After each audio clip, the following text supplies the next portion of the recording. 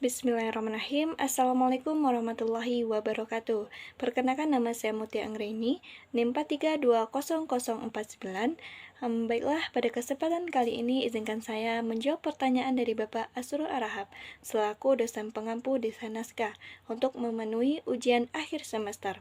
Baiklah, pertanyaan yang pertama yaitu tentang coba jelaskan pengertian berita, feature, esai, dan artikel. Nah, apa saja perbedaan dan persamaan antara berita, feature, esai, dan artikel tersebut?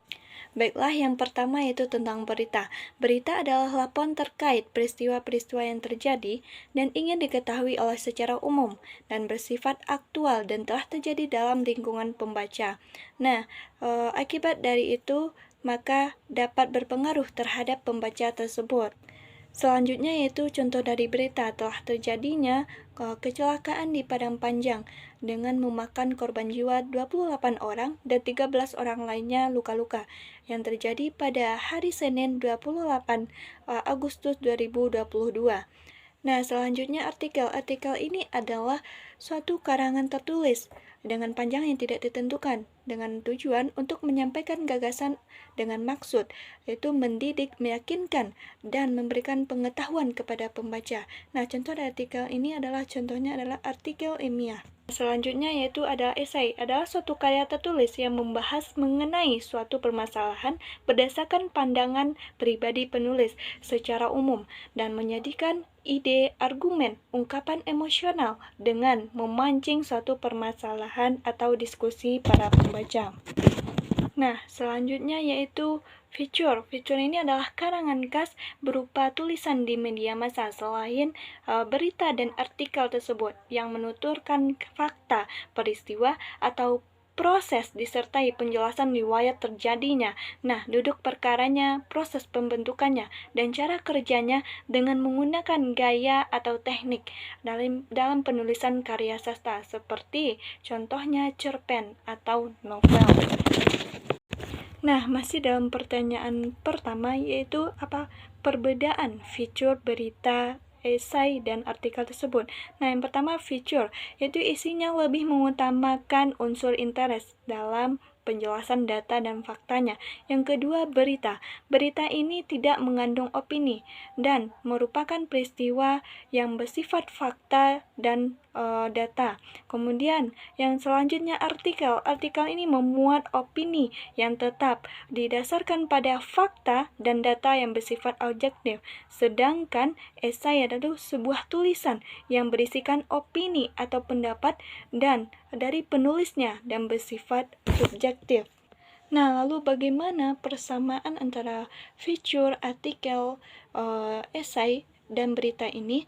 Nah, yang persamaannya itu sama-sama masuk kategori tulisan non-fiksi. Dan adapun persamaan antara berita dan feature, yaitu sama-sama memuat informasi, fakta, dan data. Sedangkan persamaan artikel dan esai itu sama-sama merupakan tulisan yang bisa berisi opini atau pendapat pribadi penulis. Nah, bagaimana persamaan antara artikel dengan berita? Yaitu sama-sama memiliki judul, lead, body, dan ending. Baiklah, kita lanjut kepada pertanyaan kedua, yaitu bagaimana cara menyunting bahan berita dengan teknik reportase dan wawancara. Nah, yang pertama kita bahas dulu tentang menyunting bahan berita dengan wawancara. Yang pertama, yaitu kita menulis suatu pekerjaan atau persiapan, seperti menentukan ide, judul, pemilihan jenis tulisan, dan memuat sketsa atau garis besar dan mengumpulkan bahan. Kemudian yang kedua yaitu dapat mendeskripsikan ide sebagai tulisan. Yang ketiga yaitu dapat mengoreksi atau memodifikasi suatu naskah. Yang terakhir kita dapat mengedit naskah atau langkah-langkah mengedit naskah ada beberapa. Yang pertama yaitu membaca dengan seksama. Yang kedua dapat menandai kesalahan penulisan dan ejaan. Yang ketiga dapat memperbaiki kesalahan. Yang terakhir membaca dengan seksama untuk memastikan tidak ada lagi kesalahan seperti paragraf yang tidak padu. Lalu bagaimana cara menyunting bahan berita dengan teknik reportase? Yang pertama kita harus membaca ulang dengan teliti naskah yang kita tulis tersebut. Yang kedua dapat mengidentifikasi dan memperhatikan kesalahan yang terjadi dalam penggunaan bahasa. Kemudian dapat memperhatikan tata letak atau tulisan dalam naskah yang meliputi penempatan posisi judul utama, kemudian judul tambahan, subjudul, urutan nomor, dan penempatan gambar atau grafik. Selanjutnya yang terakhir, dapat membaca ulang tulisan atau naskah yang telah disunting sebelum dipublikasikan. Kita lanjut kepada pertanyaan terakhir, yaitu tentang bagaimana cara membuat infografis.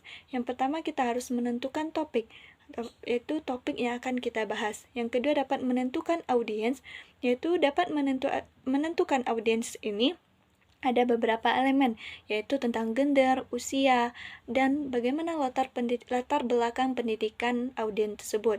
Yang ketiga yaitu dapat mengumpulkan data dan referensi. Nah, mengumpulkan informasi, data, dan referensi yang terkait dengan topik yang kita bahas, yang bersumber dari buku, jurnal, internet, artikel, dan lain sebagainya. Kemudian memvisualisasikan data ke infografis. Nah, dengan menggunakan import, kemudian comport, change, dan organize, relationship, dan explorer. Nah, kemudian merancang yaitu grid layout atau tata letak. Kemudian selanjutnya menambahkan style pada desain. Kemudian selanjutnya mereview desain secara keseluruhan. Nah, mungkin sekian dari saya. Kalau ada dan salah dan janggalnya mohon dimaafkan. Wabillahi taufiq wal hidayah. Wassalamualaikum warahmatullahi wabarakatuh.